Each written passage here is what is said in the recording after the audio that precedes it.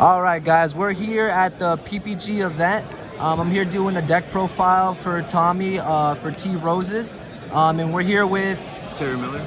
Terry Miller. So Terry, what did you do over the weekend? I played Brave PK. I came in first during Swiss, and I came top 8 on top cut. Awesome. Okay, so you went undefeated day one? Yes. Okay, awesome. Let's get right to the deck profile, and you tell me what you want to say. Sure. So my PK lineup is very standard. It's just the one torn scout, or three torn scout, 3 boots, 2 cloak, 1 gloves.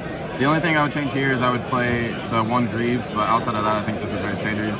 The next thing that might be a little bit different from like others is I played double jump forward and I played double Kagamusha Knight. These are really good extenders for anything. If you open one of these with your water enchantress, you make Cherubini, you send your PK stuff, you go into Rusty, you keep playing. I would cut probably the junk forward for the Brigandine, 1 junk forward for for Greaves over the Kagamushas, because these are dark and they can go into Rusty. So this didn't feel as good, and they're both roto targets. So I chose to play these over the psychic package with the E-Tellies, but I think both packages are extremely viable. Okay. Something different from other lists like Hanis and Kamals, you are playing more extenders. So that's probably why you did go undefeated day one. You know, your deck's already looking more consistent than theirs. I tried to do really consistent. I didn't try and do fancy plays. I know some of the decks are playing wings with, so you can set up Scythe on your, you end on like Rusty with Revive on your Revive Breaksword, pop the Scythe, and then if they like drop it or whatever, you can DP to pop the Scythe and the Dagda to bring back the Scythe again. It's a little bit more defensive if they have open droplet or Imperm or Chalice or any variant of that card.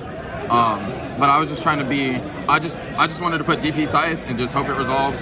I only resolved it once the whole tournament, but it resolved. It got popped in top 8, so I mean, all right, that's cool. I guess it resolved that way, but I just tried to make it as consistent as possible. Okay, yeah, consistency is key, you know. After that is just the Brave engine. This is broken.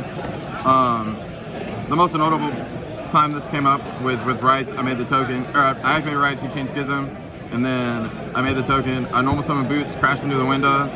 I searched Fogblade, and then on his turn, he went Invocation back Alistair. I said chain this, summon, negate, and then Fogblade the window.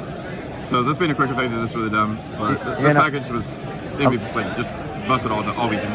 Yeah, those cards are broken. And a lot of people do forget that the Griffin is quick play from the hand. Yes. During the main phase on either player's turn. It's broken. Next we just have bricks.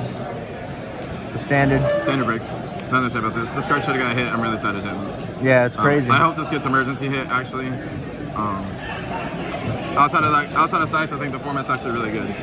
My hand traps, I played double Joel, triple Ash. This card was like okay. Joel was definitely better, but Ash is more generic than Joel, so it's just kind of weird. I don't know if I would play the same lineup. I might play like triple Joel going forward and cut the Ash. The reason I went with the 3 Ash is because they're level 3, so they're technically not as bricky as others if you like go first or whatever. But this is torn. I think Joel's great. One of my worst matchups is Invoked, me personally, and this really kills Invoke. Joel hits the mirror really hard. If they ever girl first, you just kind of win. So yeah, but these are both good. So Joel, you really like Joel? I like Joel. I think Joel's one of the best hand traps. Nice. It hits Bird, it hit this, it hit Invoke, it hits Virtual World. There was a Virtual World got second. You played him in finals. Yeah. I Joel'd him, and it was like a struggle for him. I got Joel Lancia to play him, and that really sucked. My turn kind of ended. But yeah, I think Joel's really good. I think Joel's probably the best hand trap, if I had to think. Maybe Gamma. Gamma's really good, but outside of Gamma. Next spells is 3 drop. This card's really good. This card beat my skill drain matchups because they flip skill drain and you just activate effect, change or like pitch droplet, and they still resolve. That only came up once, but this card was MVP all weekend. This card stopped Scythe again, especially if they're not doing the full combo where they can dodge the droplet the first time. But yeah, this card's just really good. You have to play it. Next is the Brave. The rest of the Brave package. I don't play Draco back. You don't play Draco back. I might play Draco back. I might test it. I don't know. I wanted to be as consistent as possible game 1, or just the whole tournament. I thought about siding it in the for when I go second, and I might do that moving forward. My side deck's kind of tight, but there's probably optimization in there that could be done. But yeah, you just have to play all of this. This card's broken. I don't know why this token's 2K. It's really dumb. Okay. Next is best card in the deck. Confusion Destiny. This doesn't need to be talked about. This card's dumb. Next is are the 2/1 of Rotor Foolish. Foolish, like you said, gets you either half of your engine. Roto gets you all your extenders, all your PK monsters. It's just really good. And then next we have traps. 3 Fogblade, 1 Brigandine. I wasn't playing the wings. I was trying to be as consistent as possible. But there's not really much to say here. If you ever bricked on your Griffin, on like your Brave stuff, and you didn't see PKs, you can just make your DPE off of your Braves at least. Or like Brigandine always comes up to make DPE, like if they wipe your board and you can only put 1 monster board, you just make Brigandine. But yeah, these are really good. So how did you like Brigandine? I liked it a lot. I summoned it a lot. I was playing Imperms earlier this week, and I cut Imperms because it conflicted with this card so much. Yeah. But I think this card is really underrated. Again, I know a lot of people, yourself, aren't playing it. A lot of the other players that topped aren't playing it because they opted for wings. And I might play wings, but I don't know if I would cut this card if I did play wings. Because this isn't really a brick. It's one of your only cards that isn't a brick, because you can still put it as a monster. It went into Rusty a lot, because sometimes after I made Chibrini, I struggled to get to the Rusty. But this card just goes into anything, because you play Spider. Okay. I rarely made Spider with my Brave token. Usually it was for Brigandine. Next we have extra deck. Play the 1 Spider, Dagda, Predator Parent. These are broken. This is broken because Scythe. And like everybody's sitting in their video, if you side in Lancias, you can hit, you can set Scythe on your turn, set Lancia on their turn, then you have options. Cherubini doesn't need to be talked about. Unicorn. This gives you, this card's really good because it baits everything that Access is scared of, and then it goes into Access. And it pumps your Access up to 53. And if you have Access with Rusty boosted by Cloak, that's OCK in itself, that's 81. Which happened a lot this weekend. Actually have Access. Next is a card that not a lot of people play. I played Underworld Goddess. I was scared of Cook. I was terrified of getting cooked all weekend. Just some rogue stuff. But this did come up a few times in the tournament. Because they don't want to DPE anything early, and then I just put 4 monsters on the board, and they're like, sure, and then I just sacked the DPE. Back when after I've already established everything else, and then you just search Fogblades, and you just kind of win from that point. Or you make your Anaconda with this, and then you just get your win because you have your DP and they don't. Next I played double break swords.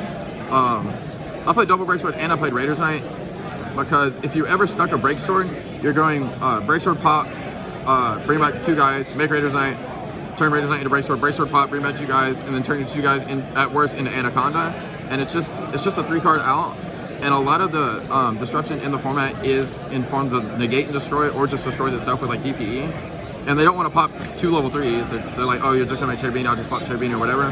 Then you need to go into break sword, and then it's just like a loop. And this came up multiple times this weekend. I think this is really good. I think this card's really underrated. Outside of that, I played double Levy. This card could cut to 1. I ended up cutting my downer for the Underworld Goddess, but this would be the next thing I would cut. 2 did come up a lot. My Enchantress got crowed a couple games, and then I would just make Levy bring it back. This is like a grind game too. It brings back your cloaks and your boots and everything else. So I don't know. I would test with this at 1, but I don't know what I would play. Maybe All Mirage for protection plays, but outside of that, like everything was good here. I played the 1 Zeus. This card was MVP all weekend. I never missed Downer, because most of the time you make a rank 3 and then you use its effect, so you're detaching 1 anyway. So the Downer to put it at 3, and then you have to hope they kill something that's not Zeus to get another Zeus. So I didn't feel like I didn't miss it at all this weekend. And then last card is the DPE, which again doesn't need to be explained. And then token. This card was MVP all weekend, and you just get into DPE mirrors the whole time. DP is the best card ever. It's really good. I'm glad it didn't get hit. I don't think the card is like, the card's not that like. Yeah, it's not crazy. It's but not ban worthy. It's a very fair card. It's just it gives both players grind in it, and then the better players should win off the grind games. Yeah. So I like it a lot. I double sleeve, so these are pringled or not pringled. For side, I played triple Lancia. This card is great. It hits Urdak. It hits like VW a little bit. I lanced it on Invocation, and it was really good. You side this in against any deck that gets hit by Lancier. It also protects you from evenly, so that's very big. Yeah, that's actually one of the biggest reasons I wish I sided it too, just because after you scythe them, you don't want to get evenly and lose all your resources, so you can just do both. DP. Yeah. It's really this card's really good. I would continue playing through this. I played 3 Godarla. This card's also MVP. I played against Swordsoul multiple times, and they would go like Baron Chuchao Blackout, and then you just Godarla their Chuchao, and you 2-for-1 them because they can't trigger the Blackout, and then you just play around Baron. Yeah. Why did you choose this Kaiju? I don't have game skills. I was playing this one forever because birds would go Samorg and statue, and then this gets over statue. That's the main reason I started with it. Floowandereeze still a deck, so technically these are still like optimal. Most of the time I don't think the 27 is going to come up too much. Everything in your deck doesn't range between 21 to 26 or 21 to 27. So or 22 to 27, sorry. So the game is to Godarla difference shouldn't make a difference in theory, unless you're like barely losing and like the extra 500 got you there. But I think the protection for Floowandereeze could be, could come up. Okay. Next I did Double Storm. I'll pair these. I did Double Storm, triple evenly. I only played against 2 Eldlich players, which I was really afraid of with this. This was really good. It hit Bird, it hit PK, it hit Eldlich. I did a 3-1 or 3-2 ratio because of Heavenly Lord, because Heavenly Lord just kind of shits on this. But these cards were good all weekend. I did the 1 reboot for the trap decks. I never saw this card the entire weekend. I never saw this card the entire weekend, every time I saw it. And then I did 3 anti-spell. This beats Invoked. It's really good in the mirror. It's okay against Tri-Brigade, it's okay against Virtual World. Yeah, this card's just really good. We don't have IO. Oh, it's very good against Striker. Striker loses. So, yeah, that's the deck. Okay. Do you have any shoutouts or any afterthoughts about the deck? Anything you'd want to change? Shoutouts, Matt Elder, my buddy. Quentin Schuyler. I probably butchered his name. He's one of my best friends, so that's sad. But he made top 16 with me this weekend. We test all the time. We hang out every day. We'd go to the gym together, and I played. I was first seed. He was 16 seed, so we played each other round one. So sorry about that. And then shout out to my local Storm Surge games. Stuff I would change. My side deck was. I don't think I would change much of my side deck. I think it was really good. I would probably try and find room for token collectors and possibly a Draco back. And then in the main deck, I would add a Greaves, tweak my extender lineup, and that's probably about it. I think everything else performed like I wanted it to. Oh, maybe a Wings.